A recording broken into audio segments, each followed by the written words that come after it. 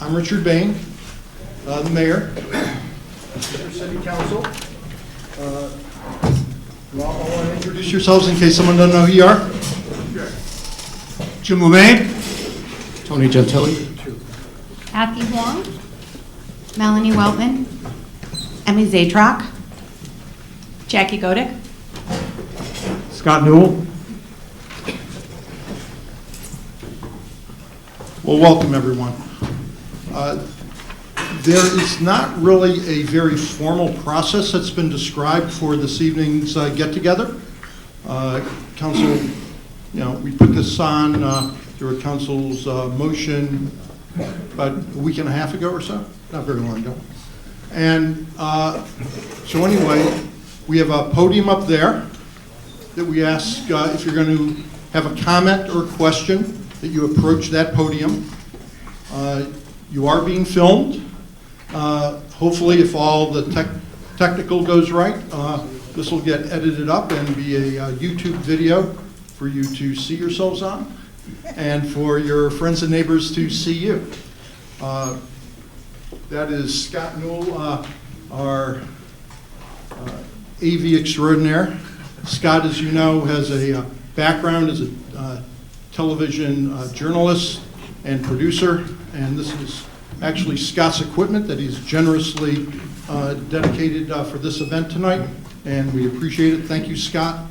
And Scott is in charge of trying to cobble this thing together so that we can get it on the city's YouTube channel where the council meetings are broadcast, so you can come and observe it there. You're not here for the whole thing. Hope you are. But if you have friends who couldn't make it tonight and are interested, they should be here too. Now, just a quick observation. The charter revision, the replacement charter, of course, is already on the ballot for May 6th. So the language of that is complete, and it's what appears on the ballot. Your comments and questions tonight, they're informative, and we all look forward to hearing it. But it cannot change the language of what is appearing on the ballot. So as passionate as some people may feel one way or the other, that's just a reminder as to that proviso regarding this evening's events. Nevertheless, we are interested in all of your comments and questions. This is an information session. Because of the rules of the road regarding a ballot initiative that's already on the ballot, our law advisor has informed us that the city officials cannot advocate. So I know that's a bit of a challenge for every person sitting up here, because we all have our own opinions about this also. But to that extent, understand what you're going to hear is mostly what that person believes is informational and is not intended as advocacy, and certainly not as an opinion expressing the opinion of the city of Pepper Pike.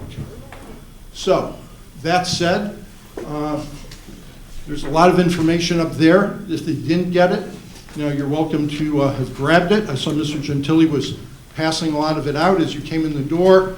There's also, there's a stack of the red line to the left of the table, which is the actual charter replacement that is on the ballot. The stuff on the left, on the right, is not on the ballot. It's some explanation provided by the Charter Review Commission, their opinion as to what they were doing. There is also a short sheet there that is a QR code. So if there are not enough of the red line versions, if you know how to operate a QR code, you can take that picture on your phone, and you can have for yourself, as you sit here, a copy of the red line version of the charter replacement in case you didn't pick one up out there. All right, and what do you say, Mr. Lumley? Should we just kick it off? Some questions and comments? I just want to echo what the mayor said. This is an informational meeting. We are not allowed to advocate one way or the other. We can't tell you to vote one way or the other, and we don't intend to do that. The commission's report, which you were all handed, or there are copies at the desk, is the report that they decided would speak for itself, and that they wouldn't elect anyone to be a spokesman for that group because they all came from not exactly the same place. So with that, I think we should ask the people to come up, and the one thing I would ask, I think the mayor would say this too, is that please be respectful. We have a lot of people here. I don't know if everybody wants to speak, but we ought to leave time for as many people who want to speak as possible. Unfortunately, or fortunately, we only have the room until 9 o'clock. That's the school's rule. So with that, let's have our first comment.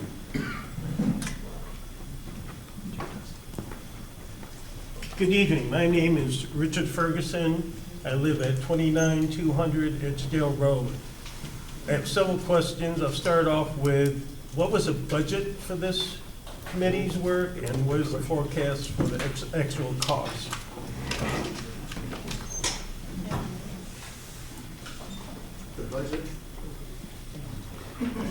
The budget for this commission's work was $25,000. That included the election costs as well. There are no costs associated with this change on an ongoing basis.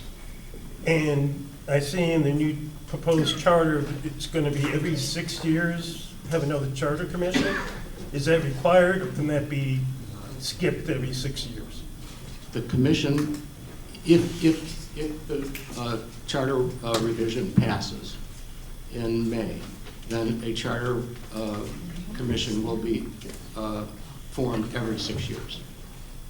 And then the next thing I have, I looked at the Cuyahoga County Board of Elections. I don't see this listed there. Is this going to be a regular election process?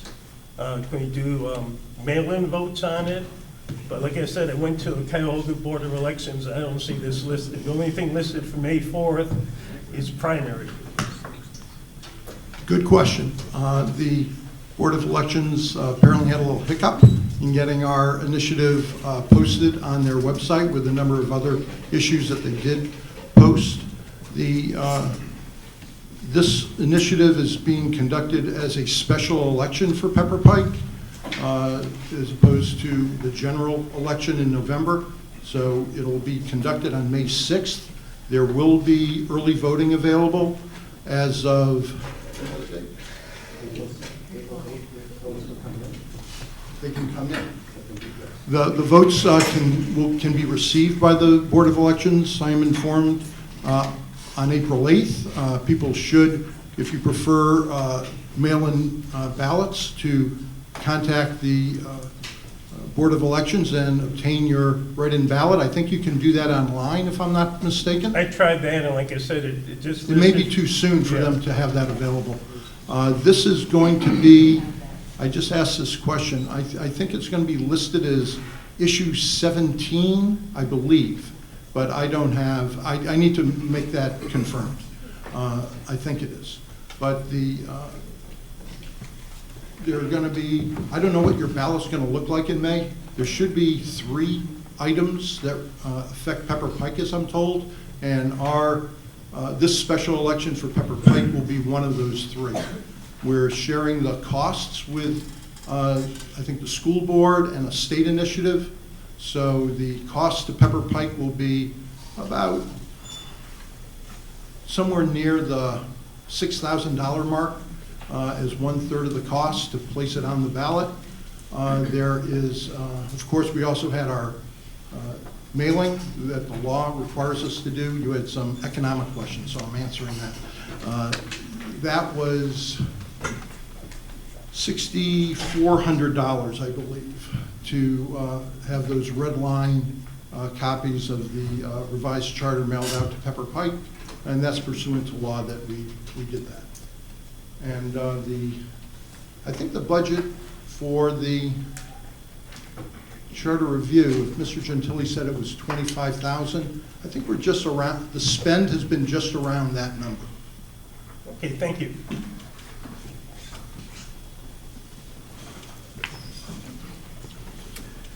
Good evening, and thank you for holding this town hall. Paragraph 9-2 describes the authority of the council to impose a tax of up to 5.5 mils without the approval of the citizens. There are some who think that because this paragraph existed in the original charter, it deserves little attention. For a property with a value of $1 million, which many properties already meet and others soon will. What page are you on? Page. I don't have a page, I just took an excerpt from it. This is paragraph 9, number 2. That is 1X or IX. 2. Page 22. It begins with the phrase, the aggregate amount of taxes. For a property of $1 million, which some properties meet and others soon will, this represents an annual cost of $5,500. In addition to this amount, the charter authorizes taxes to pay interest and related fees for these non-voted commitments, an amount not specified. And this amount is also in addition to another 5 mil levy, up to potentially $10,000 or more for a $1 million property, to pay city operating costs. In my opinion, any tax, new or old, without the approval of the citizens is inappropriate. Some may argue that the levy of this size has not and would not occur, but that doesn't address the issue of a charter that allows it. I think the residents of the city should be aware of this overlooked paragraph when they decide whether to approve the proposed charter. Thank you. What's your name? My name, I'm sorry, I'm David Kenagy, Kenagy, and I live at 3225 Bremerton Road. Thank you. Thank you, Mr. Kennedy. Anyone else have anything? Yes.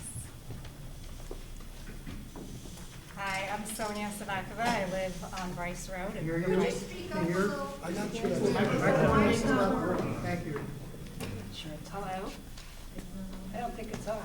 Scott, is it on? Can I have your microphone? Scott? Can you make yourself useful? Well, it was on. I just. Check, check.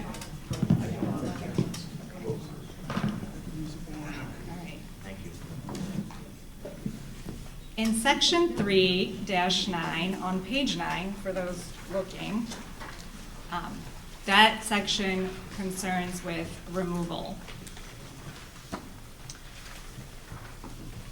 One of the subsections, it says, council shall be the judge of the election and qualifications of its own members.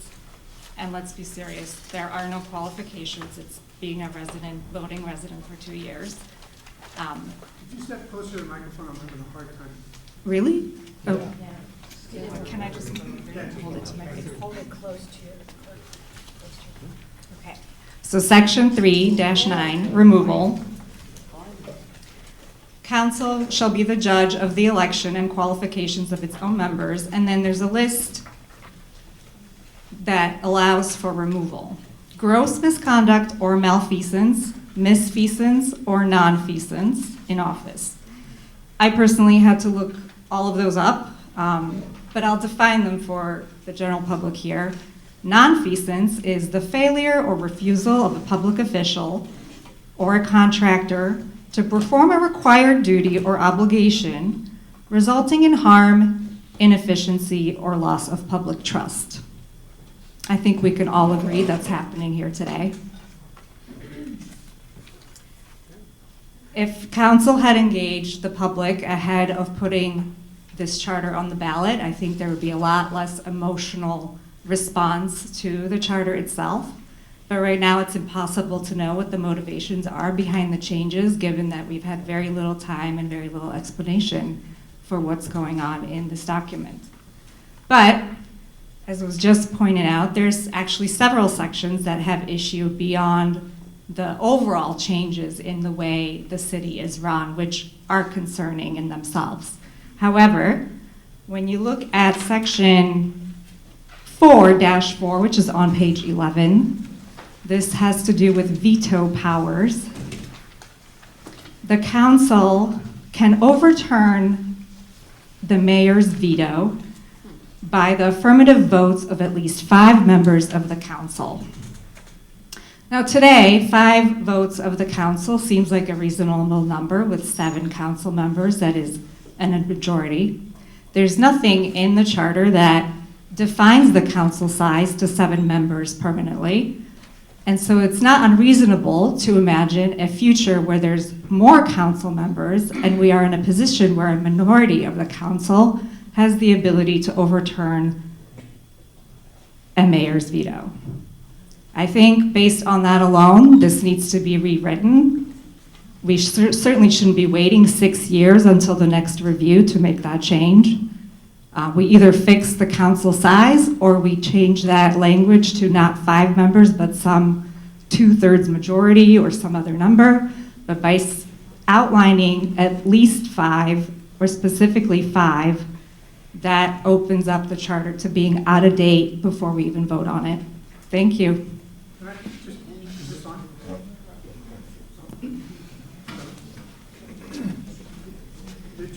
The charter in section 3-1 establishes a council that has 7 members. The council shall consist of 7 members elected at large. So there is a fixed number of council members. Where is that? Section 3-1 on page 3. I don't know how I missed that. And to change that, it would be a charter amendment, so we'd have to do it all at once. Well, thank you for that clarification. Nonetheless, I stand by my initial comment of malfeasance or nonfeasance or with misfeasance. Pick the one you like best.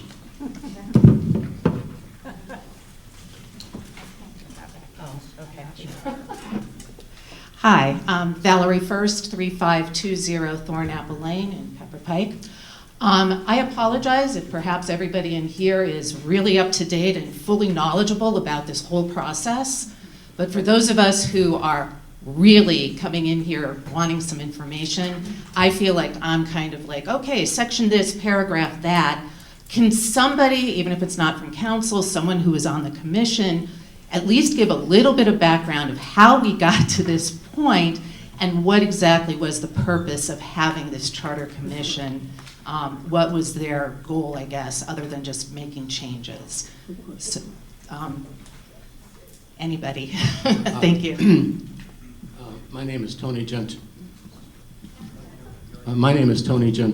and I'm a council person. I've been on council for, this will be my 13th year or 14th year. And I initiated this process back in February of last year. And the ordinance that established the commission went through a couple of iterations. It was vetoed once and then it was changed. And the purpose of it was really good governance, to do what is a good governance practice in any kind of an organization, be it governmental, not-for-profit, for-profit, NGO, anything. You should look at the rules by which you run your operation on a periodic basis. In looking at this, I found that there were occasional amendments to the charter when on a one-off basis, when something came up that they thought that they needed to add or take out. What the good governance part comes in taking a look at your charter or whatever your rules of the road are on a periodic basis. And we hadn't looked at it in 58 years in a comprehensive way. So I thought that it would be a good thing for us to do. I promised to champion this in my campaign speech back in 2023 when I ran, and I followed through on it in early 2024. I hope that answers your question. My name is Bob Freed, 28500 Bolingbrook Road. For those that don't know me, I was on city council for 10 years and was on council when this program started. Unfortunately, I haven't been able to follow closely because I'm fighting another fight, which is called Parkinson's disease. So I've made some notes, but Bob, could you just tilt it a little towards your mouth and you'll be picking up that? I'll try. Thank you. Thank The you. the reason I didn't run the last time was because I need to give all my attention to this disease that's afflicting me.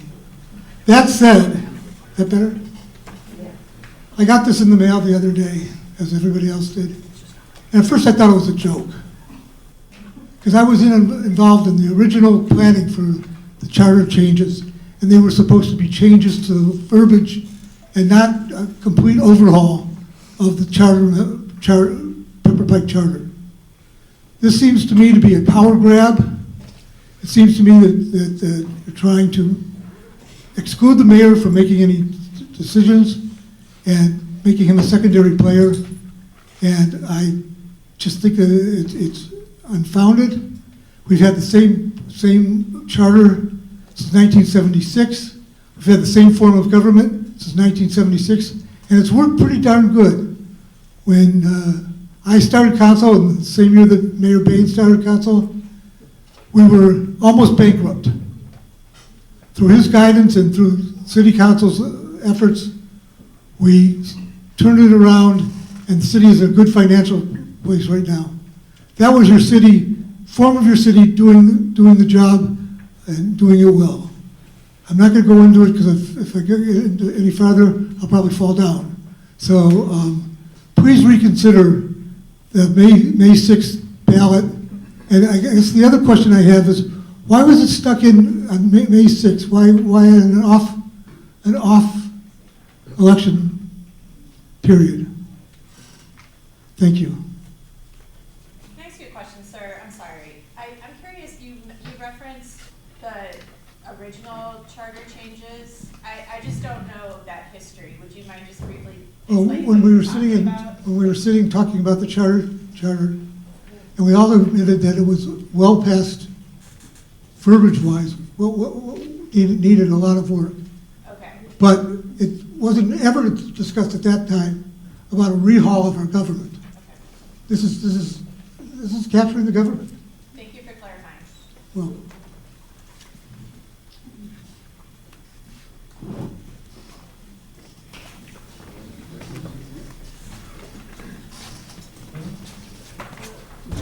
Hi, I'm John Currid, 3220 Fox Hollow. So I have one initial question. So on this kind of one-pager, it says that it's broken down into, or the commission had they kind of broke down their changes in 4 categories. Was there any reason why the changes weren't brought in those 4 categories rather than one big lump sum? Because there are obviously some changes in here that are pretty easy to make, that I don't think anybody would be sitting in here, talking to you guys about. John, could you be a little more precise? I don't understand what you're referencing. So, like even in this verse, like revisions to update the language that's antiquated, archaic, no longer in accordance with Ohio law, no longer relevant to the city. Things like to be referenced as a city, or to make the charter more gender neutral, or just kind of the easy changes. Why there are kind of these are broken down into categories that would have made this charter change a little bit more bite-sized, and could have made the easy changes first, and then kind of the more dramatic ones maybe not snuck into a special election at the last second, when we could have had these town meetings to then decide if we actually wanted to put it on the ballot. So was there a reason why it all had to be like one big document rather than in these 4 categories and different times? Was there, like, during council meetings, was there any discussion of breaking this up into different times? Did you guys think about that? I responded to the last half. It did not have to be a single document. It was the election of council, or the decision of council, to present it as an all or nothing proposition, and council can better respond to why. in the meetings that we had after the commission report was submitted to the city, I think it was December 27th or thereabouts last year, we had our discussions, but breaking it up into parts, if I remember correctly, I could be corrected if I'm wrong, it was never discussed to break it up into smaller pieces. So I would say we didn't consider it. I may be wrong on that. I think we touched on it briefly. It wasn't, sorry, I'm happy to. We touched on it briefly, and I think this is a great question. There was not a huge amount of discussion, but I think because of the scope of the changes, we felt that if you tried to pull the pieces apart, some parts, sort of like in the end, if one piece passes, one piece didn't, if one was dependent on the other, you would end up with a document that didn't actually make sense, and you could have contradictory pieces in the end. So because the changes are, many, it would be really hard to tease them apart in a way that if some of them passed and some of them didn't, you would have a coherent document at the end. That was my understanding, and I think the commission had asked, I believe the commission asked the law director what his suggestion was, and I believe that if there were like more than 4 or 5 changes, that he said to make it one whole rather than pieces, because again, what Jackie said, the pieces wouldn't fit together somehow, and we brought that up at the council meeting because of that. So then I had one other, just so I understand this. So someone brought up earlier, so section 3.9 removal, page 9 in the document, clarifies how council can kind of define itself and I guess hold itself accountable. And then it does the same and references the same for how it holds the mayor accountable. And as it goes, it actually references then that section in that council can remove the mayor. So if I'm right, there's 7 council members. We have approximately 7,000 residents. So each council member represents about 1,000 residents. So the mayor is represented by and voted by about 7,000 people. Each council member is voted on and represents about 1,000 people. Is that accurate? No? I don't think that's a. So from a ward standpoint, Yeah. so there's 4 wards and then at large. But there's not, we don't have a ward. Okay. We are, So you're all at large? we're large and we all represent all of you, yeah. Great. So everybody is at large. So the mayor is voted in, and then 3 council members can basically come in and say, what the city just voted for to vote in a mayor, we're going to initiate removing that mayor. That's how it reads. For removal. 3 council members can initiate removal, and then 5 council members vote on it, and the mayor's removed. I'm sorry. 6? This is the commission's report and recommendations. One of the changes that council made was change that to 6 votes. Okay. And it's 5 votes on council because obviously you'd be voting on one of the people. So it takes all but one in both instances. And the three council members can only bring these charges, if you want to call them that, upon gross misconduct, malfeasance, misfeasance, nonfeasance, disqualification for office, conviction while in office, having been adjudicated legally incompetent, or a violation of oath of office. So it can't be done randomly. It can only be done after these A, B, C, D, and E, one of those things has taken place. Was there any reason why you then just didn't rely on section 8.2 recall?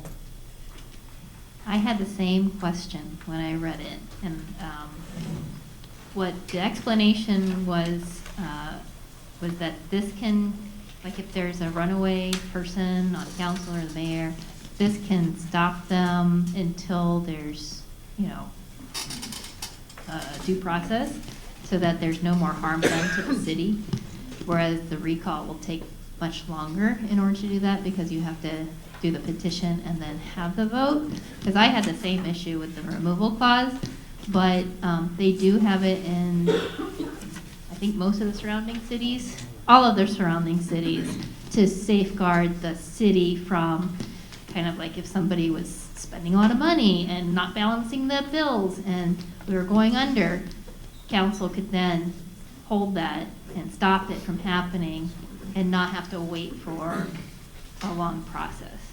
So I'll sit So. after this, but I'll speak. But But it's I had not. the same issue. But it's not waiting for due process, because there's no waiting. You just remove that mayor. There is due process. And There's that's, a 10-day waiting period for the hearing. That's the, But once they're removed, they're removed.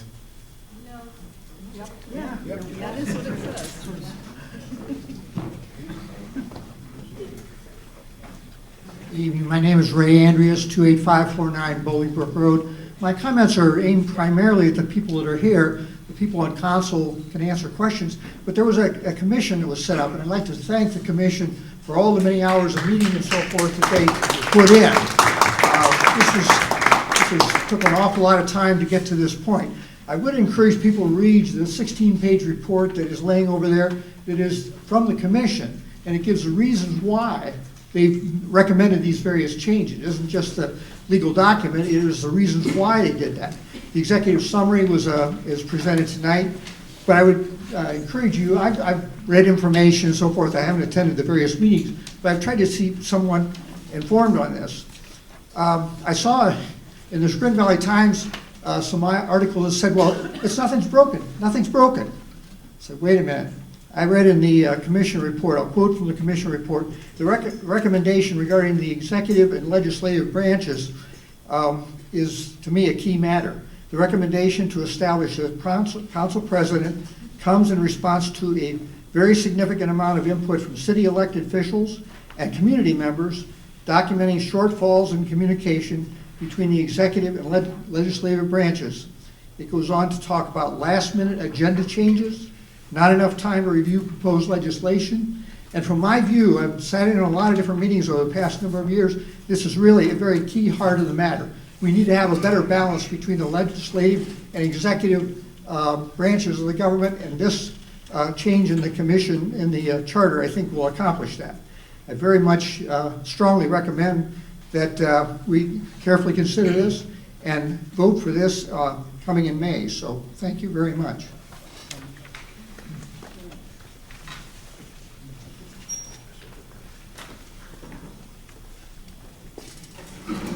Hello, everybody, audience. My name is Mark Hennessey. I'm a long-term. Can you hear me okay? It's easier to hold it. Okay, thank you. call Mark. Okay, thanks a lot. I'm Mark Hennessey. I live on Creekside Drive, long-term resident there. I have one main comment with a number of ramifications to it. It seems like a lot of the changes that are being proposed for the charter have the effect of shifting governmental power from the mayor to the council. And I'll give you some examples that you will know about what appear in the proposed revisions that do that. First, the mayor's... Microphone up. Hello? Can you hear me? Oh, no, you can't.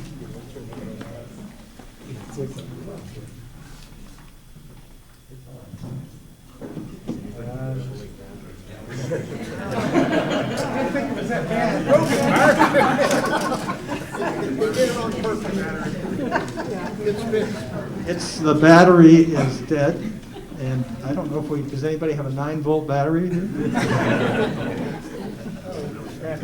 I just want you to know, this is not my battery. Is it working now? Yes. Okay. Okay, I was getting into examples of changes in the proposed charter that shift power, governmental power, from the mayor to the council. And at the end of listening to these, I'm going to ask you why you did that, or why the Charter Review Commission did that. First, the mayor's crucial role at the council meetings has been diminished. He is no longer going to preside at those meetings. That's going to be done by a new president of council. That means the mayor can't set the agenda for the discussion at those meetings. Number two, as we've been already mentioned, the revisions would allow council to remove the mayor from office. As it's already pointed out in one of the other comments, some of the grounds for doing that are very vague, and there's potential for them being abused. Number three, allow council to fire the law director and the treasurer without the mayor's consent, but the mayor cannot do likewise without the council consent. That seems totally unbalanced to me. Four, require consent of council for the mayor to appoint heads of fire, police, and service departments. That's not now required. Five, removes mayor from being the chair of the planning commission and replaces him with a member of council. Removes his power to appoint and remove members of the commission without council consent, and authorizes the council to remove members without the mayor's consent. So there's a theme there, and of shifting power. And I find that especially troubling in my own personal view, because I think the city of Pepper Pike is being run and managed at a very high level. The services are great. The police department, the fire department are professional. They're very respectful. They keep us safe.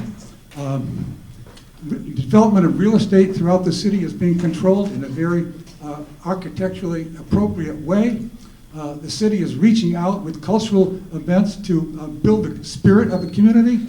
We have the Taste of Pepper Pike and movies, and there are plans for developing the park. So in my personal view, the city of Pepper Pike is being run at a great level. So I don't see the compelling reason for shifting in such a drastic way how the city is going to be managed in the future. So if you have any explanation for that, I would appreciate it. And I also conclude by, as I've done before, I think, thanking the Charter Review Commission for the work that they did do.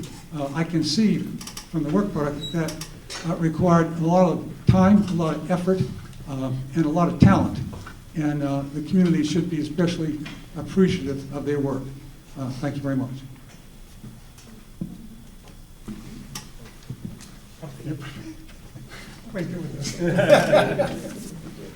Richard Ferguson again, 29200 Edgedale Road. I attended. One second. No disrespect, but before you launch again with another comment, anyone else, I just want to let everyone try to get up to the microphone. Welcome your additional comments later. Okay. If we could get some new people, that would be good. Good evening, thank you. My name is Howard Bochnek. I live at 27800 Bellport Road. I'm very pleased and proud to have been able to serve as the secretary for the Charter Review Commission.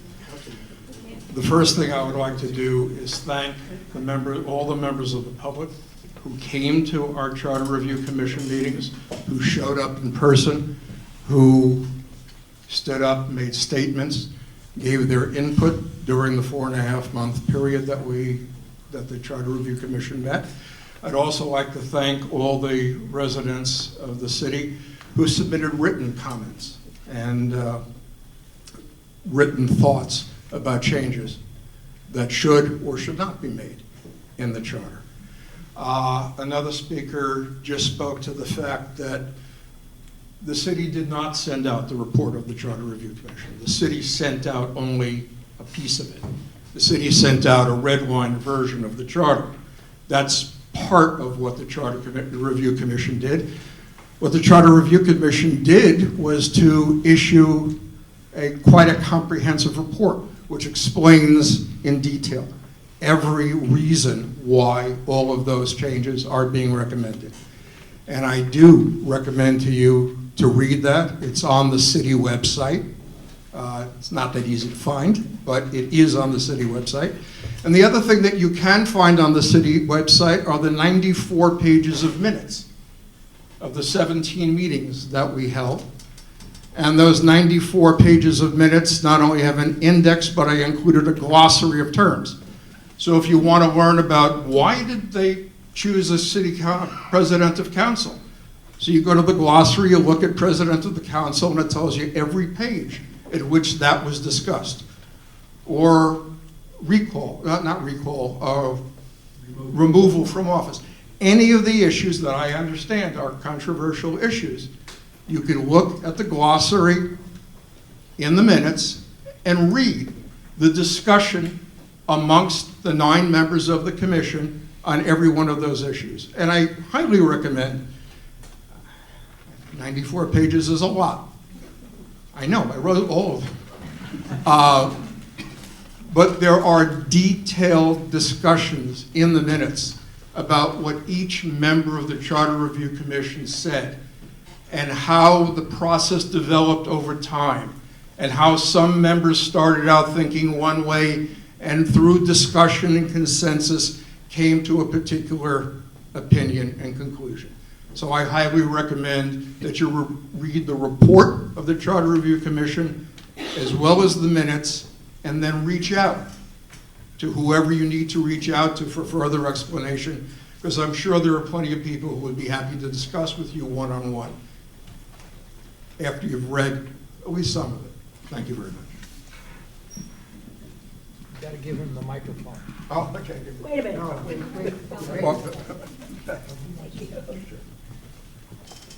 Hi, I'm Jeanne Gasciogne at 30496 West Landerwood. And first of all, I want to say I appreciate, again, like everyone else has said, the work that the commission has done, and also for this town hall meeting to be held. I would like to say that what I'm about to say is going to be very brief. I don't have any specific comments regarding the numbers and the pages, but I know that's the most important thing, the crux of the whole matter. Let me see. However, there have been many opportunities for all of us to learn. I agree there's a lot of pages we got tonight that we could recycle next year, but there have been many opportunities for the citizens to learn about this and be keeping updated with this. There have been opportunities, first of all, just by attending council meetings regularly, either in person or on YouTube, aside from the commission, you would learn more about our city. That being said, there have been opportunities for the citizens to participate and attend and be informed about the commission's work, as the gentleman just said. Let's see, my 2 more points, everybody. I don't understand. It seems like there's fear. Appreciate you saying keep the emotions out of the story tonight. But it seems to me like there's fear of why are we doing this? We're going to shift power. First of all, I don't think power is an appropriate word for this whole discussion, but shifting power, there's fear of change. Well, who likes change? Change is necessary, in my opinion, and probably everyone else, but I don't understand what this fear that seems appropriate when I'm hearing fear. It's not a hauling of our government. We can't do that. The commission certainly can't do that. But, and this fear about shifting power from the mayor to the council, you know, maybe I don't know. It's all very disheartening to me. But I do appreciate this meeting and the next 2 for everybody, all of us, to read through and to bring our questions forward to the members of the city council. So that's all. Thank you. Anybody? Let's not drop it. I would. Good evening. If it's okay, I'm going to be addressing my fellow Pepper Pike residents, so please understand if I turn my back. Okay? Thank you. And I'll try to stay in shot.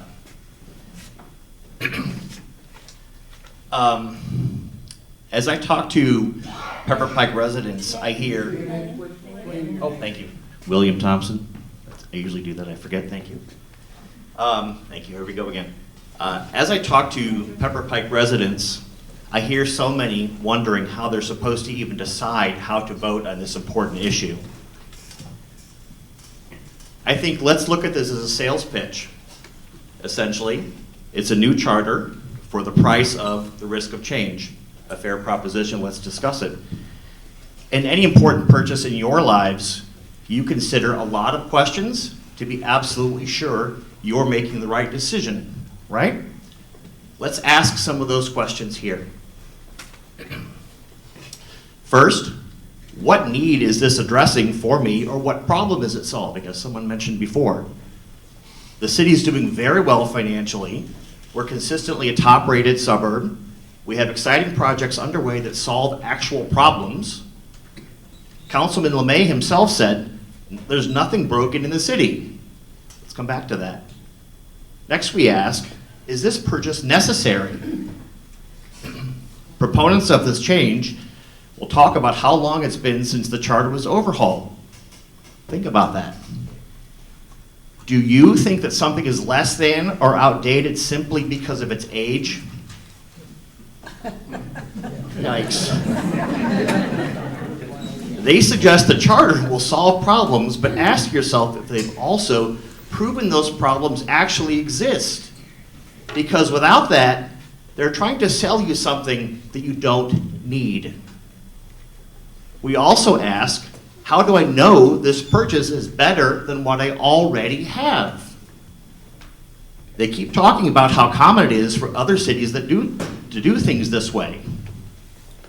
How is that relevant? Have they ever demonstrated that other cities are doing better than Pepper Pike because they do things differently? I haven't heard that. But all my friends are doing it is not really a reason. We also make cost-effective choices and ask, is there a less expensive way of solving this problem?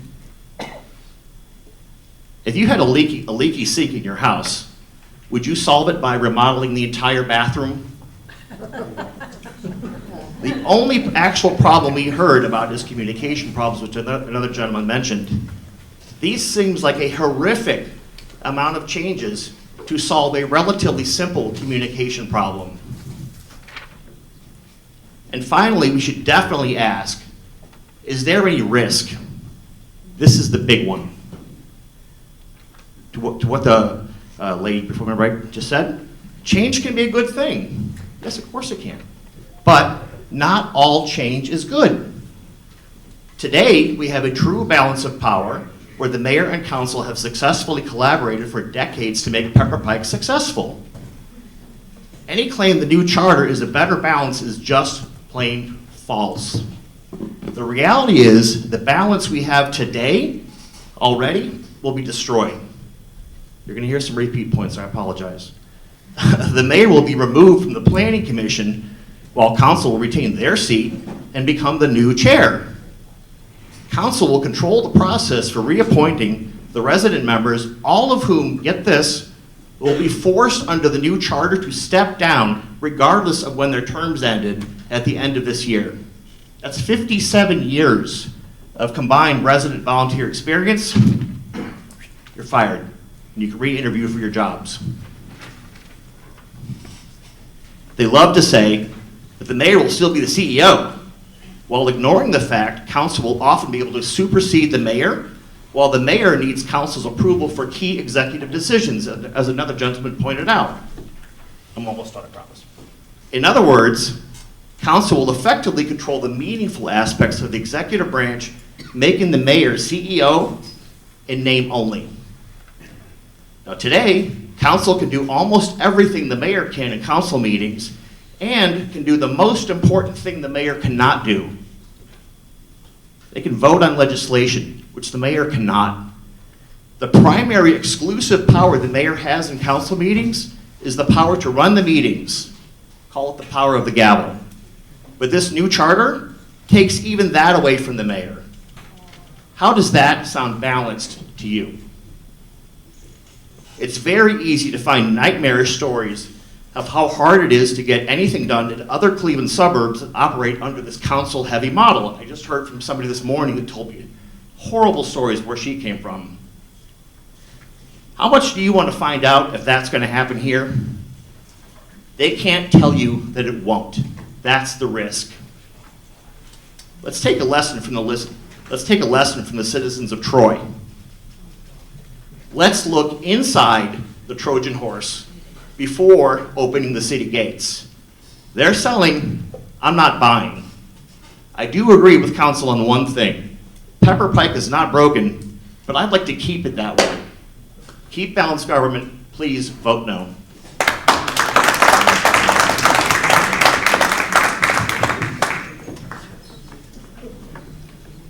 I'm Susan Taft. I live 4 Pepper Ridge Road, Pepper Pike, 44124. And I just want to give a little of my background. I am a 26-year member of the faculty at Kent State University, where I taught management and leadership. Organizational structure, functions, processes, that's what I taught every day for 26 years. So when I read this charter, I'm not a naive reader. I can read a charter like this and I can see what the downstream effects are going to be from these really pretty extreme changes in the charter. And it's my opinion that there could be a lot of damage from the replacement charter to both the functioning of the government and most especially its responsiveness to citizens, to Pepper Pike citizens. I attended 2 of the special sessions in January to testify to council about this charter. And I didn't get a lot of uptake on what I had to say. But at that meeting, I happened to see Scott Newell brought forward to the council, or reminded the council, of the National Civic League guidelines for charter commissions. This is a professional organization that sets guidelines for city governments. So they have a whole set of guidelines about if you're doing a charter revision, here are some things to think about and ways to do it well. And I want to share with this group tonight 2 of those guidelines and ask you to consider why our Pepper Pike Council chose to either ignore those guidelines or in some cases defy them entirely.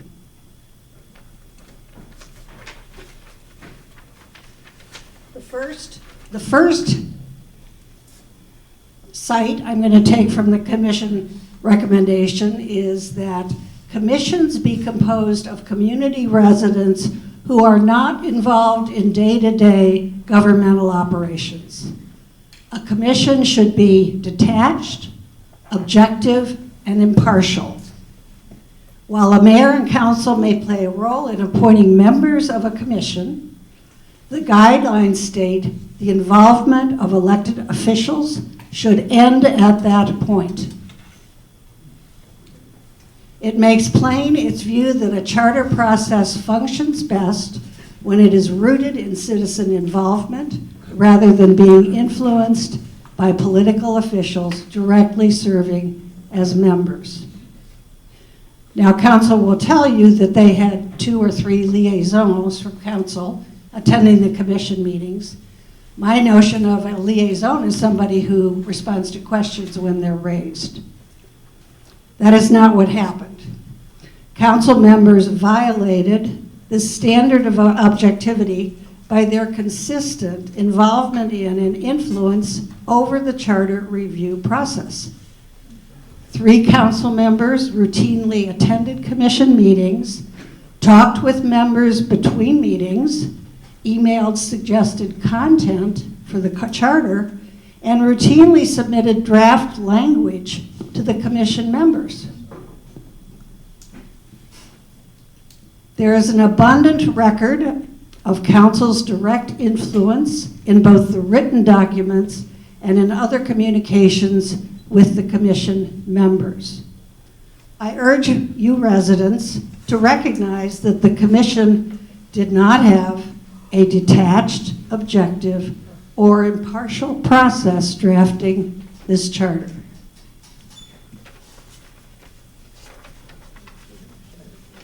The second guideline that I wanted to bring forward is that the National Civic League guidelines clearly state there is no one right way to structure a charter. The journey of a local government is one fraught with challenges, successes, and failures. And I think it was William who just testified, or just spoke. There are some local communities here on the east side of Cleveland that have councils and mayors who are in open hostile warfare. It happens. There's no one structure that's good for everybody. So the Civic League's guidelines say local governments have the flexibility to forge their own paths. They create their own futures through the decisions made by citizens and local elected officials. Broad community involvement is needed. I repeat the words, broad community involvement is needed. Other than the council-selected commission members, there have been zero Pepper Pike residents who have been acknowledged as influencers over the content of the replacement charter. And I will include myself in that. When I testified in January, I was apprised of the disagreement with what I had to say. All of the citizen testimony in January that went to council, 100% opposed to the charter. Not one person spoke in favor. And yet, none of that input had any impact on the charter that council then voted to put on the May ballot. Input to council, and then, of course, council reneged on its promise to hold open town hall meetings. This is a town hall meeting, but whatever we have to say is not going to change anything. We're going to vote in May with what's there. Final comment, creating a new role of council president is made more fraught when you consider one of the new provisions in the replacement charter that has not been mentioned tonight, which is that without residents' permission, council can award the council president, quote, additional powers and duties through an ordinance needing only a simple majority vote from council to expand the power and authority of the council president.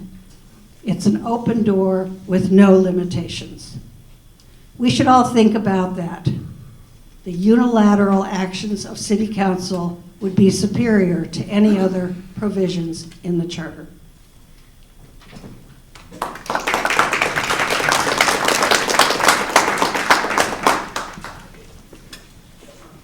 Hello? We got a new battery here. It's great.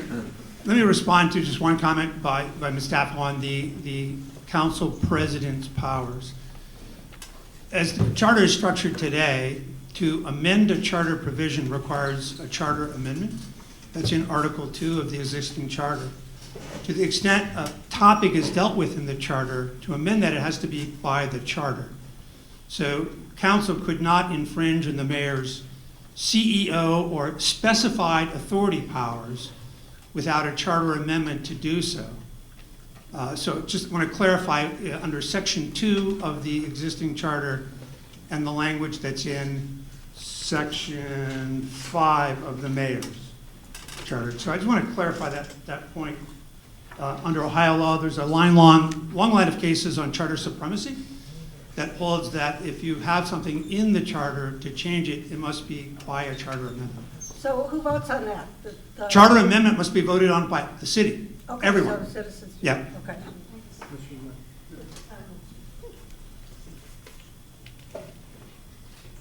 I respect Mr. LeMay's comments there, but I respectfully also disagree with them. In the, as Mr. LeMay just commented, and this is my opinion, not advocating one thing or the other, but the reason for a charter is to basically be the constitution for a city, just so everyone's working from the same page. It describes, in theory, the outer bounds of what how a government may function. That is why, on the federal level, you hear about something being, a piece of legislation being unconstitutional. A Congress can pass a law, but if it's unconstitutional, in violation of the boundaries of the Constitution or of the Charter, it is set aside by a court. The same for a charter. A charter is intended to be that outer boundary. The residents should be aware that in this charter,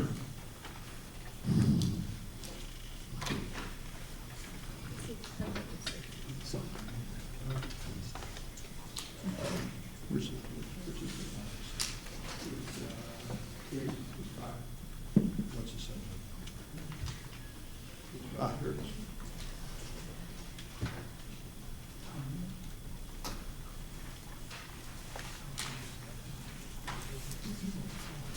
It describes the powers of the council president that's being discussed. And it's basically all the powers and the duties of any other councilman to preside at the meetings and to confer with the mayor.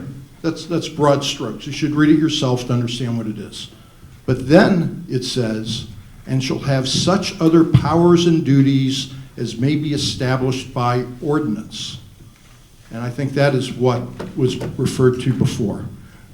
So the duties are not as simply described in the charter, but are also described as what may subsequently be conferred upon the president of council by ordinance. And I agree with everything the mayor said, except at the very end there. The executive powers of the mayor provide that he is the CEO of the city, and it lists A through J, a number of executive powers. It does precede that with, except as otherwise provided by this charter. So an exception to the mayor's CEO and other authorities has to be in the charter, not by an ordinance. And as I mentioned, there's a long line of Ohio Supreme Court cases that hold that to amend a charter, you have to have another charter provision. For example, to follow with Rick's analogy of the US Constitution, the Congress couldn't pass a law repealing the First Amendment. Right? To repeal the First Amendment, you need a constitutional amendment. The Congress years ago put in prohibition with a constitutional amendment. To get rid of prohibition, they had to have another constitutional amendment. So the way this charter works, because he has specified powers to the CEO, to amend those powers, they can't do it by ordinance, it has to be in this charter to amend it. So you and I just disagree on that point. You're right. I do not agree with that interpretation, because as I read these words, when it says except as otherwise provided in the charter, what that does is reflect, for the mayor's powers, it reflects back to the charter provision, which says that the president of council's powers can be expanded without any limitation. And I think that's simply an interpretive disagreement that we have about this, because I do not agree with you. I don't think we're going to settle that here tonight, Jim. Let me just finish on that point, though. But it says X that is provided in this charter means it needs to be in the charter. And just to give you one other example where that clause exists in the current charter, under the City Planning Commission, section 5.5 on page 17, it says, the City Planning Commission shall have such, this is in the current charter, not the amended charter. The City Planning Commission shall have such powers and duties as may be prescribed by city ordinances. So under the current charter, if that theory is correct, we could give the City Planning Commission power to run the city. That's just, it's an absurd interpretation of this. So I disagree with the mayor. It has to be a charter amendment to infringe upon his stated powers in the charter. One of our other council members would like to say something. No, all I want to say is I want to remind my two esteemed colleagues here that this is an informational session where we want to hear from the residents, and legal arguments which should probably be put aside. Thank you. No, I just, first of all, I appreciate Mr. LeMay's read on both the document and the law. I think it's spot on. I would just like to say, and we didn't have the microphone for a bit there, there were a few statements that I think were inaccurate. I tried to jot down some notes, and I don't need to call any of them out specifically, or maybe just one or two, but I really strongly suggest everybody read the commission's summary. It's not 90 pages, I think it's 17 pages. It's actually pretty readable, and it really gives a great explanation. Then you can always go back to the red line version. I think that's a great place to start. So just as an example, there was a comment about appointments, and I think it was not correct or not understanding that council currently confirms appointments. So that's just an example. And if you go to the Charter Review Commission's document, I think there'll be a lot more clarification. It also helps when you read that alongside or even stand alone with this document. Just one other thing. People have talked about the commission report, and I handed out a lot of them to almost everybody here, I hope, when you came in. That's the 30-page document over there, it's stapled. And if you don't have one of those, that's the document that explains, it not only gives you the change, but it explains in summary why they were done. Thank you. Hi, I'm Heidi Arnold, and I'm speaking on behalf of the Pepper Pike Civic League. I know that the previous speaker had talked about the National Civic League guidelines. I would like to inform the Pepper Pike residents that the Pepper Pike Civic League had nothing to do with this process. We were not involved, we have no opinion, so please make that clear when you decide to talk about the National Civic League guidelines. The Pepper Pike Civic League, however, is an independent, nonpartisan, nonprofit organization promoting good government. One of the things we like to do is encourage interaction between Pepper Pike residents and government entities, encouraging citizens to take an informed and active interest in their community and government around them. Thank you.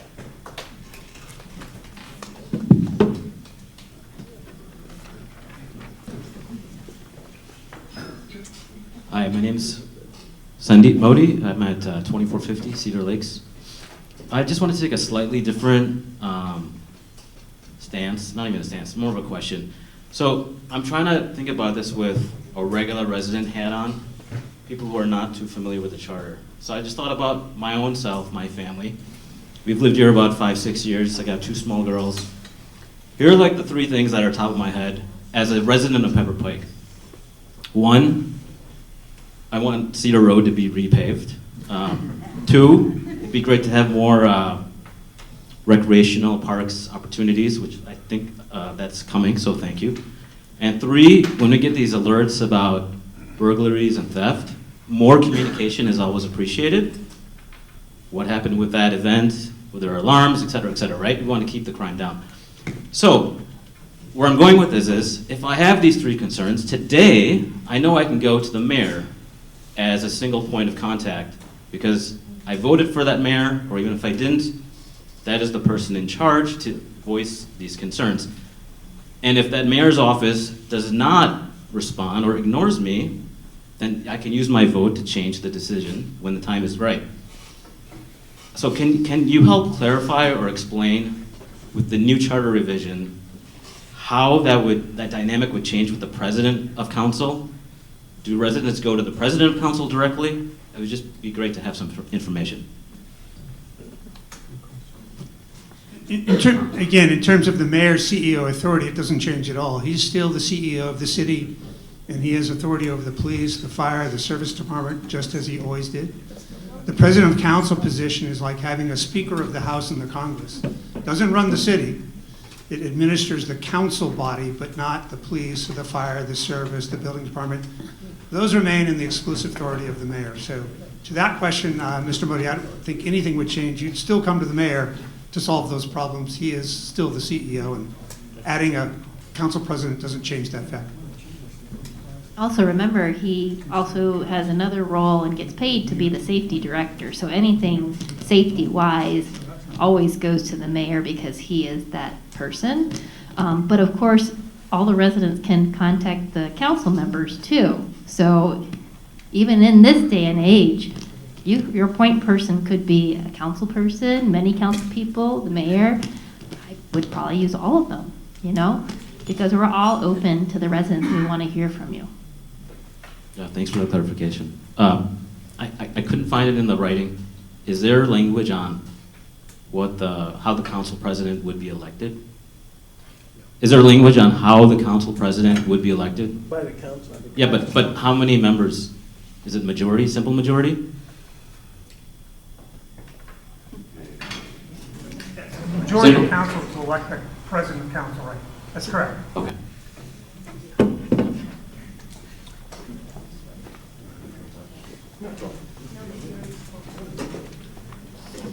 Hi, my name is Amy Miller. I live at 3130 Lander, and thank you so much for having this tonight. I've had so many questions, and this has been wonderful. I just have one question. The City Planning Commission, can you give me a practical example of how it's beneficial to us to have the mayor not be on this commission? If you could just give me a practical example of how that would work better for us, that would be great. Thank you.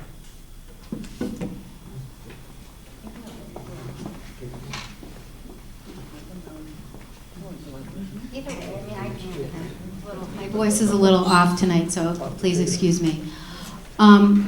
Currently, the mayor sits on the commission. He is also in charge of the administrative section. I would refer people to the discussion. First of all, I keep saying it, but I think it's really valuable and it's worth everyone's time, the Charter Review Commission's report. Currently, the mayor sits in that position. This would add another community member, first of all, which I think would be high value. It would also kind of separate the executive and legislative branch. Currently, the mayor works as the executive, administering the building department, the city engineer, etc. And that would separate it out. It would give more voice to the people in the community. Oh, and I'm sorry, and the mayor votes while he's administering. I'm losing my voice as I'm speaking. It would add more. Hold on one second, let me take a sip. I know, I'm trying to do that and not lose my voice as I'm talking. And currently the mayor votes. I don't know if anybody else wants to speak to this. I'm running out of voice. No, I think you've covered it. Thank you. Good evening, my name is Zack Burkons. I live at 3420 Lawton Lane. I've been a resident. Sorry, most people say I'm too loud. That's okay. It's karaoke. Yeah, exactly. Zack Burkons, 3420 Lawton Lane. I've been a resident here for almost 7 years now. Came out of Shaker Heights, where I was born and bred. I decided I wanted to move somewhere where the politics wasn't crazy. Well, Beth Robb, Beechwood, they're gone. And Cleveland Heights, they tried this a few years ago. I'm a contractor in Cleveland Heights. I'm a landlord in Cleveland Heights. Please let me tell you, it does not work. The only thing that happens is the council and the mayor fight each other continuously. There is no progress. There's just more fights, more memes, more problems. But I'm trying to figure out here, this city that is run so incredibly well, why are we messing with it? I see 8 people up here. Only one of them is the mayor. Any of you want to be the mayor? Run for it, okay? This is not the purpose of a legislative body.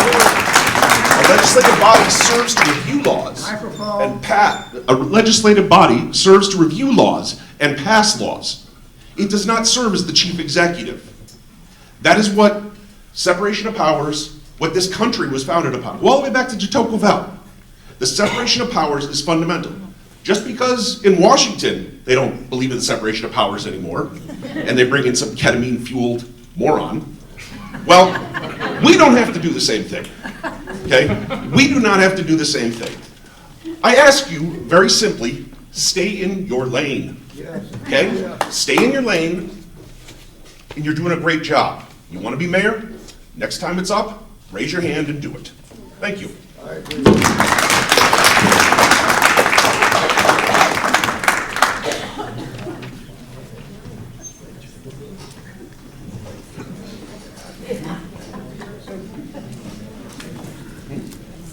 Good evening. My name is Bruce Rinker, 30949 Pine Tree. And for what it's worth, I come from a perspective of having been a councilman for over 5 years in Mayfield Village.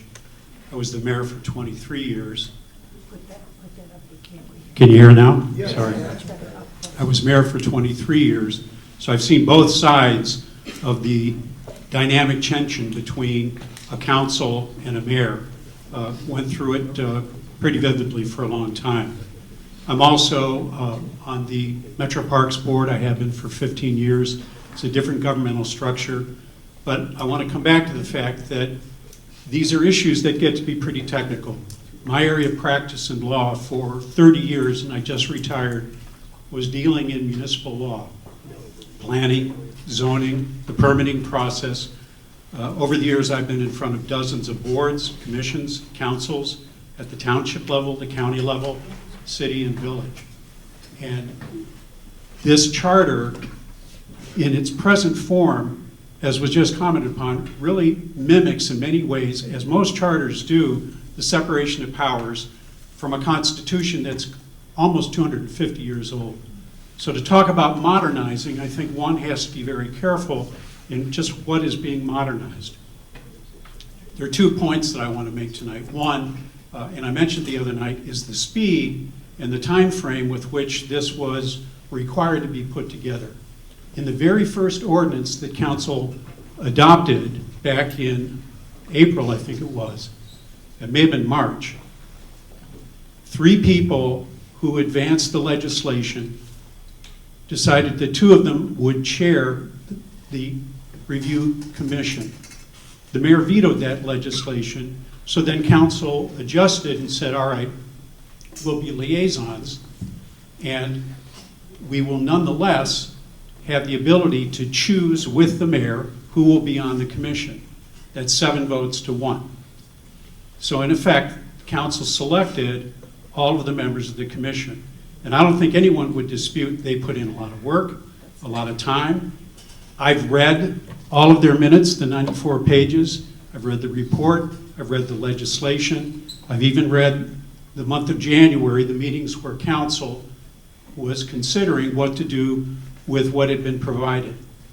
The very first piece of legislation finally adopted that set up the commission process stated that the commission's work must be done no later than December 18th. They started at the end of July. In the minutes themselves, there's reference to one of the members expresses a concern. Let me read it. This is on page 11. Everyone agreed that they needed public input, but the council representative said this deadline is set. In other words, December 18th deadline. At no point in the course of this commission discussion was there ever a consideration that maybe the date would be changed. So December 18th was fixed. On the 24th, and this is a question about getting public input. By the way, when you read the minutes, typically every meeting there are 2, 3, sometimes as many as 5 people present. Many of them were repeats, but the attendance at these meetings was really very nominal. Then there's a comment. This is in October 24th, page 35. The input that is received so far represents a very limited scope of the shareholders in Pepper Pike. Then another person asks, why do we limit the time where we could have thoughtful consideration of the issues, but they're limited by an artificial deadline, meaning the December 18th date? This was repeated again at page 38. This is now more than halfway through the process, and there are numerous references within the minutes where the members are commenting, we got to get moving, we've got to get this done. And they did. They put their noses to the grindstone. They put up drafts. They sent them out to the public. They solicited input. All of that is very true. But in January, after all these representations were reiterated and how much effort had been made to send out emails, to engage the public, Mr. Newell asked, so what was the feedback? And I think it was Mr. Gentili said, this is January 14th, a dozen or so people. So we have the commission members, we have a dozen or so people, and we have the people, less than a handful of people who attended those meetings. So all of this hard work, all of this effort to get things done by December 18th had very little involvement. So I think it's only natural for all of us to question, why is it that this artificial date was set? In the minutes, there's reference by one of the members that their understanding was, we have to have this on the May ballot. And there's no discussion as to why May would be the necessary time to do it. So just keep that in mind. The other points that I want to make, and this really, I'll try not to be too repetitious, but there are probably 7 material changes in this charter that reflect truly a diminishment of the mayor's power and an increase of the council's power. Now, they may be good changes in some instances, but the question still has to remain, why is it necessary to make these changes? And also, why is it necessary to consider who made the changes as well as why? Because what the record also shows is that at every meeting, at least 3 and maybe 4 council members as liaisons actively participated. So first, the president of council. What we have at page 19, this was October 7th, Mr. LeMay provided a 1-page summary of suggested charter language for the creation of a position of council president. I was a council president in Mayfield Village. As a mayor, I worked with the council president. It's true, a lot of communities have it. It's a different setup for this community. This issue alone, I suggest, would be enough of a reason for the residents to consider a charter amendment as a standalone provision. I wouldn't be surprised if a lot of people said this isn't a bad thing, but it's different. It's a material change. And it changes the role of the mayor as it is today and has been to what it would be tomorrow. Wouldn't you want to have the opportunity to debate that issue more, to hear more why the communication issue is a driver for that? That's one issue. The next issue, and this was brought up, is the removal of elected officials. If you look around the area, it's true, a lot of charters have comparable language. But again, in Pepper Pike, right now it's the voters who decide whether it's quicker to do it through council or not. The fact remains, the removal process in the current charter vests that right in the voters alone. This is a material change. So I'd suggest that issue alone would be sufficient basis for community-wide discussion. Put it in front of the community and hear what, I mean, we hear tonight, there are a lot of people that like the mayor. There are other people, maybe not so much. There are a lot of people that like the council representatives. You get my idea. These are important issues, and they haven't had that kind of debate. There was a diligent commission review. There was very, very clear involvement of council to the point of drafting and suggesting the language that would be used. Number 3, and this is one where, as Mr. LeMay pointed out, in the current charter and even in the new charter, there's language that has except as otherwise provided in the charter. But in Article 5, which deals with administration, number 1, the very first section says as follows. One second.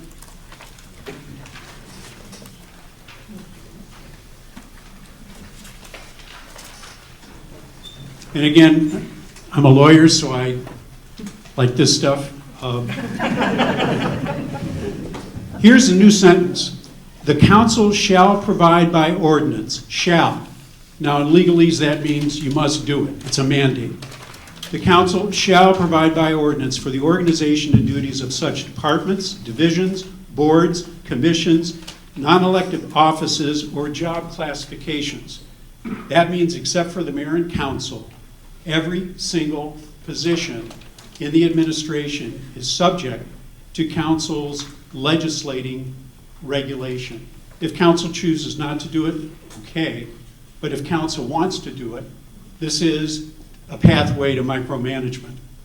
In the current charter, the language has except as provided in this charter. Now, I believe Mr. LeMay thought that he was just doing stylistic changes, as the minutes reflect, but this is a substantive change. Maybe it was inadvertent. When you read the minutes, there's absolutely no discussion about it, but it's a big deal. That alone should be part of an individual amendment. Next, the director of law and the treasurer, or the finance director. This was brought up previously.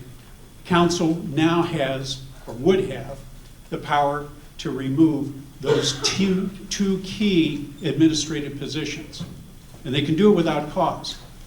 In other provisions of removal, there's this whole litany of due process conditions for the law director and the finance director.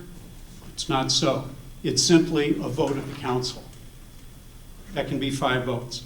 And so far in this process, on numerous occasions, this council has mustered 5 votes with little difficulty. So think about it. The council would be given the power to yank the finance director, the law director, no reason given, just a vote. That's different. But the mayor, if the mayor were to choose to do it, today the mayor has the power to do it without cause, even though a selection has to be with council approval.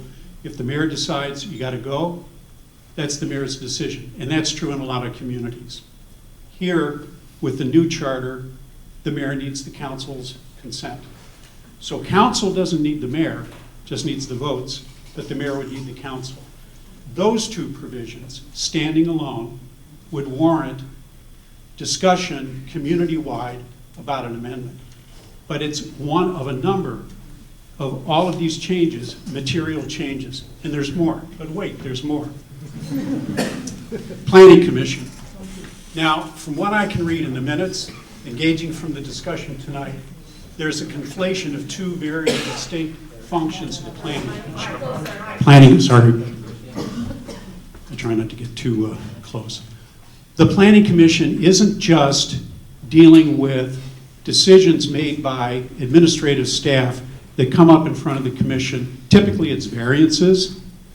It's not a zoning change, it's an administrative adjustment of a property owner's request either to build, to do something. It doesn't change the use of one's property, it's how it is going to be constructed upon. That's typically what the Planning and Zoning Commission will do. And if one chooses, one can appeal to the council. That's the current setup. The other function of the Planning Commission, and this is, it barely got any discussion in the minutes from the commission, and I've heard none tonight. It's planning. Planning means something. This is planning for the future. It's dealing with projects, policies. That's in the wheelhouse of the mayor.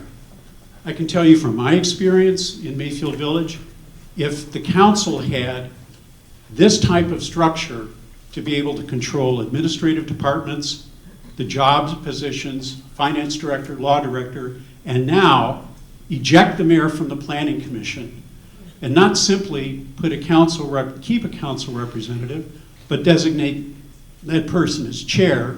And then this new charter would also say, by the way, when we appoint somebody, it's we, council and the mayor. It's not the mayor and we consent, which is the current setup. It's council will pass an ordinance determining the qualifications of anyone who can come on board, and then we'll choose with the mayor. 7 votes to 1 vote. It's a very, very, very different setup.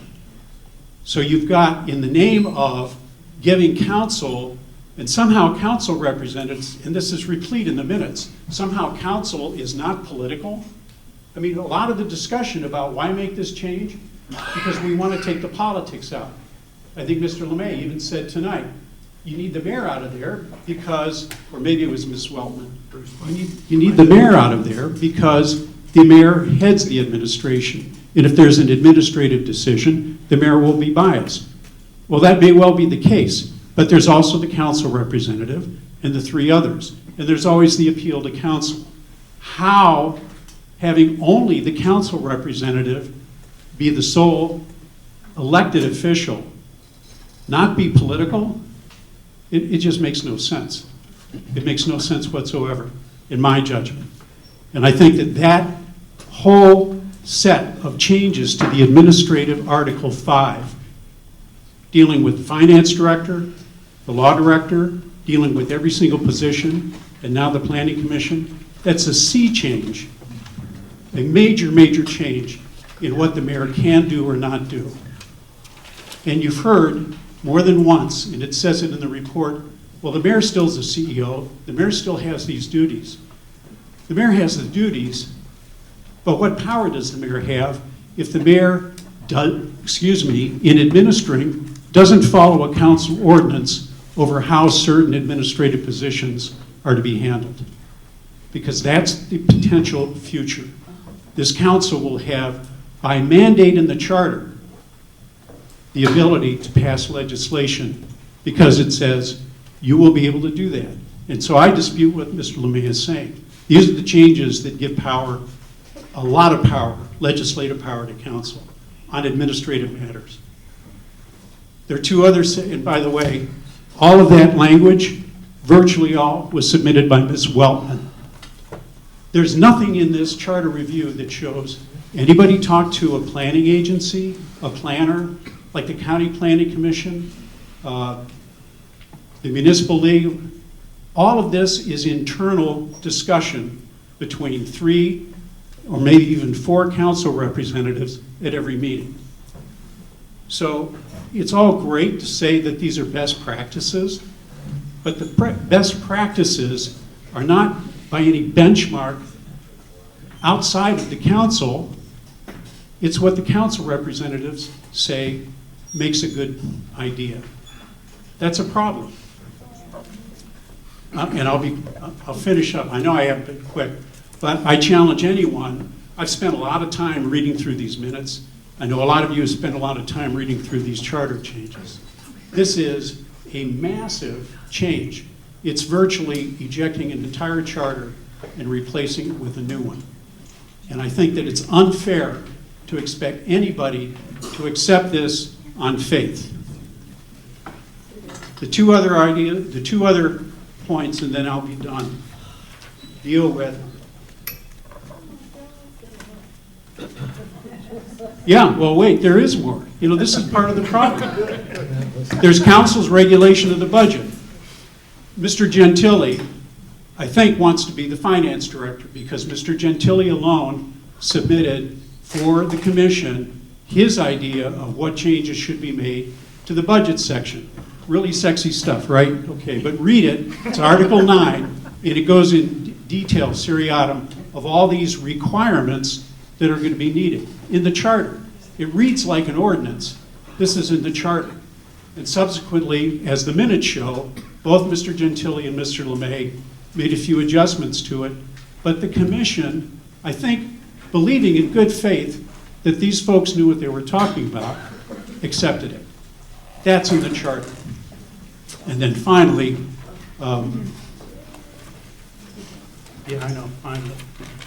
finally,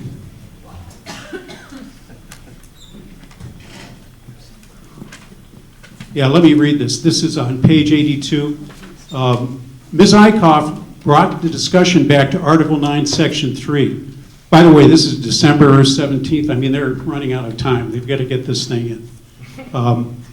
Relating to the operating budget, capital improvements, financial forecast, at the request of Mr. Gentili and Mr. LeMay, who both have concerns about the current charter language and suggestions on how to streamline the language. And then the commission then adopted in full what those two gentlemen presented for that charter provision. And then finally, the self-perpetuation of charter review. Again, it's not a bad idea. Most charters have written in 5 years, 10 years, some mechanism to have the charter reviewed in the future. What the commission agreed was just fine was the same way of selecting commission members, meaning 7 council votes to 1 mayor's vote to determine who the next charter review commission would be.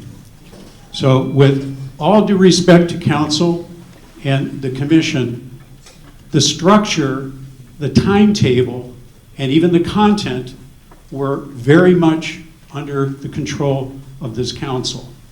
If you like this council, if you feel that the council should be running the government more than it is today, then I suggest this charter is for you. But I don't think that anyone can honestly say it's necessary to make these changes. Thank you.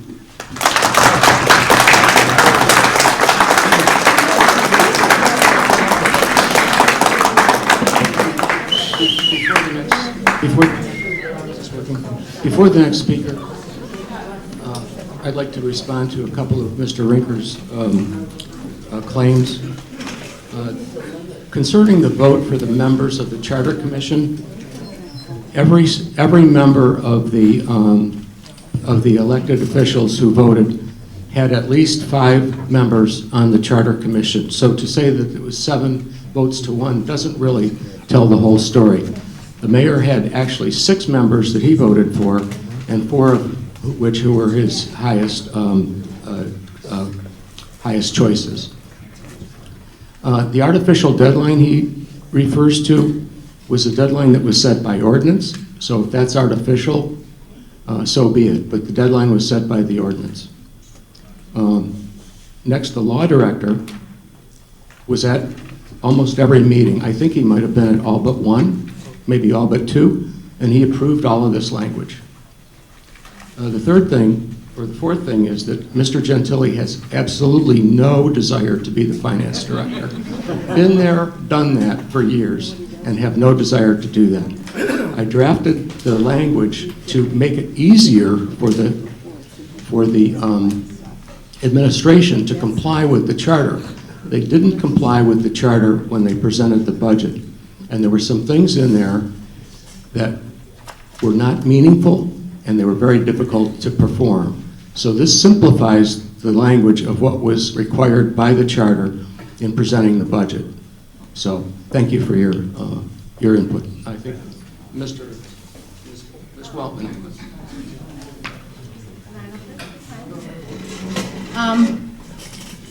I just wanted to echo and restate Mr. Gentili's comment that the law director was at virtually every meeting, commenting on the progress and also at our council meetings.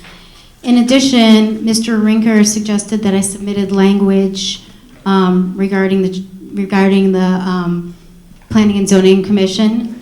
I did not ever submit any language, nor did I suggest any language orally or in any email or document, so I'm really confused where he gathered that information or who told him that. I can tell you that I responded to a question that was one of the few times I actually was questioned, which is kind of how we served at the Charter Review Commission. I responded to an inquiry as to the work of the Zoning Commission, Planning Commission, and that was it. But I did not submit language, nor did I suggest language, nor do I have actually, even currently, a suggestion for language in the document. So it's kind of mysterious to me. All right, let me clear it up, okay? We're on page 60. All right, I'll let her finish, but let her finish. I think you're interrupting me, and I'm quite certain, Mr. Rinker, I know you, and I'm disappointed, and I don't really want to get into a back and forth. But I'm quite certain that I did not. Yeah, you did. May I respond? May I respond now? May I respond? Go ahead. Okay. This is, no, I'm not. Page 60. Ms. Weltman expressed her view that the Planning Commission should adhere to fidelity to the ordinances of the city. She further noted that the Commission hears variance requests which must be considered in the light of both the ordinance that is the subject of the variance request as well as the intent and wording of the variance ordinance. Her view is that the issuance of variance is not always done in a manner that is faithful to the ordinances and that over time erodes the plan for the city and planning process. She specifically recommended a second council member added to the Planning Commission to provide additional council representation to support the upholding of the ordinances, as well as to possibly replace the mayor as the member of the commission. And there's more. There are 5 bullet points that you suggested. I don't see how this is, I was responding to a question, if you listen Well, to because then Mr. Can I finish, please? Go ahead. Because I feel like you're attacking It's my upsetting to integrity, see which is that the law director recommended an independent body, which from the commission standpoint and yours seem to be very important. Someone that would be impartial. And he was even tasked, along with Mr. Vizana, to draft a BZA. And the commission in its report even recommends maybe we should have it. A BZA would not have a council representative, would not have the mayor, but independent people. That's what Mr. Byron recommended, and the commission rejected. I stand by my statement that I think the ordinances should be enforced and followed. I don't know why that would be a bothersome statement to anybody. I think that's kind of following the law. And let me please finish and don't yell. I also would say that I was responding to a question in the meeting. If anybody wants to listen to a recording, they could.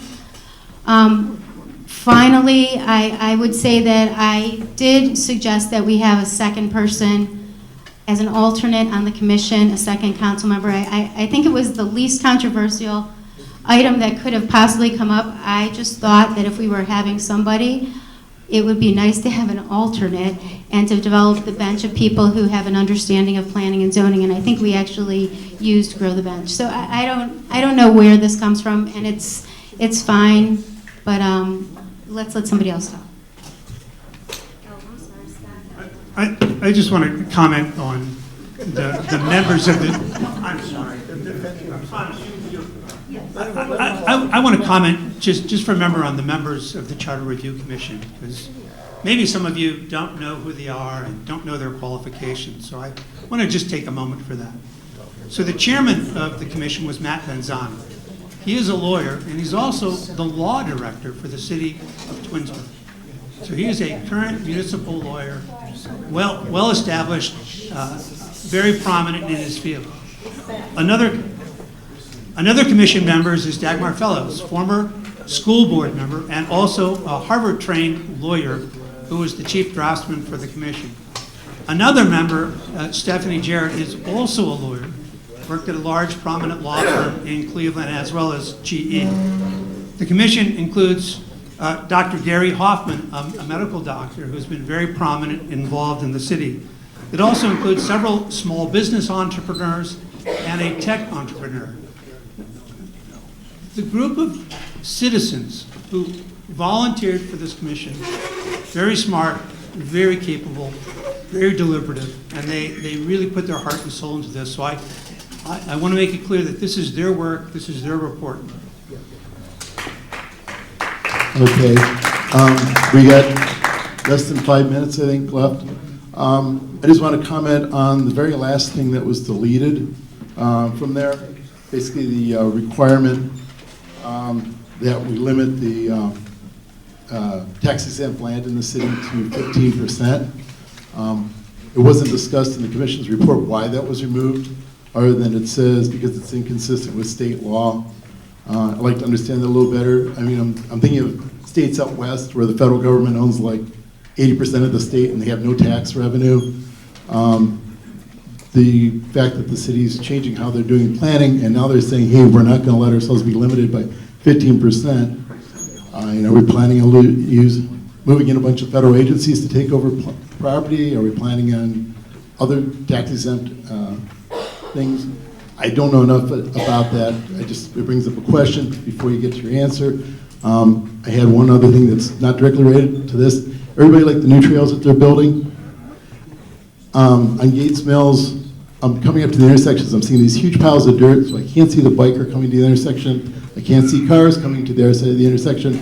I'm like, they just put all that dirt there because they're going to make it easier to put on the dump trucks. But now I'm seeing retaining walls going up. It looks like they're planning on keeping all that dirt at the intersections, blocking our views of the oncoming traffic, blocking our views of the bicycles coming to the intersections, the walkers coming to the intersections. Are those big piles of dirt at the intersections going to stay there, or are those going to get removed? I think that's probably the mayor. I think we skipped over your name at the beginning. Sorry, my name is Scott Clement. I live on Edgedale Road. I live Scott Clement, Edgedale Road.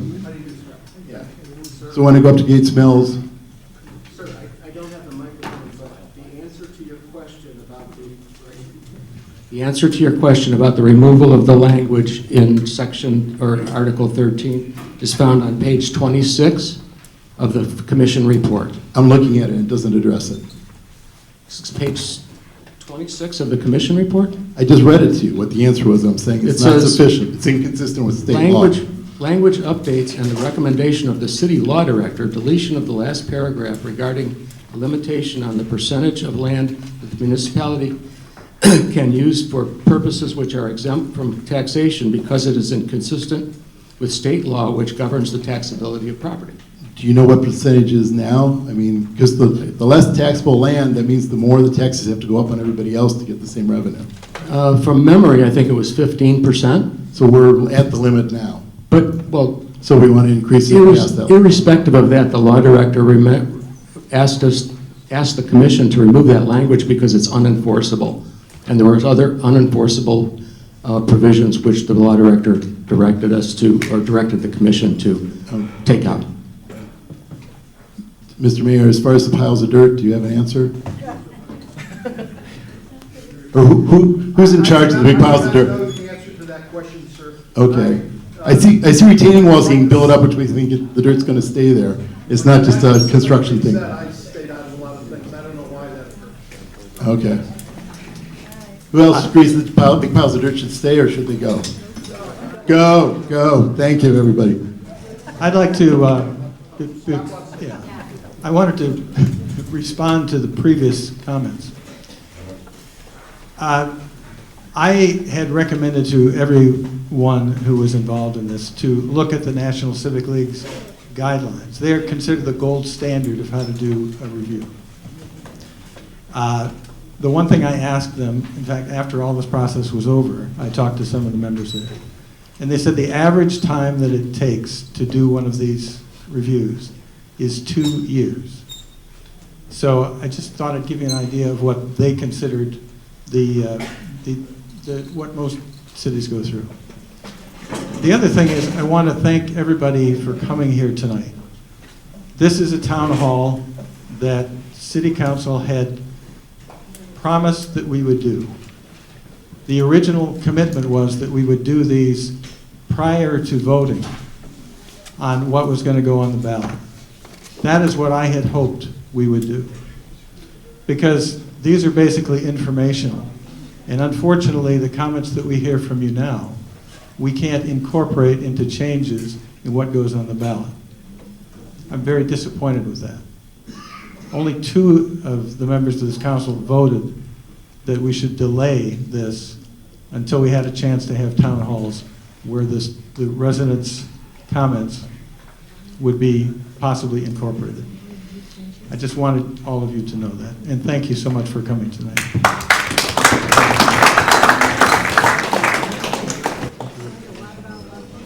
I think that's a wrap, ladies and gentlemen. It's 9 o'clock. Our ticket is over to be in this building. So thank you for participating tonight, and have a safe journey home.